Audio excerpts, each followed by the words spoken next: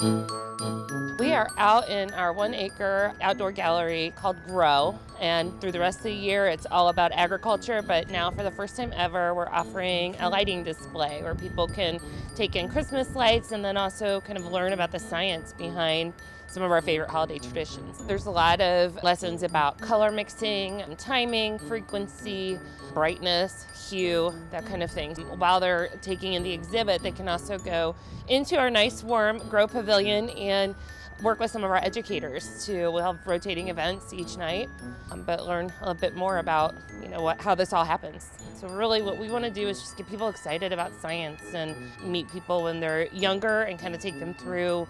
So maybe they choose it for a profession, maybe it's just a hobby, but just see that science is all around us all the time.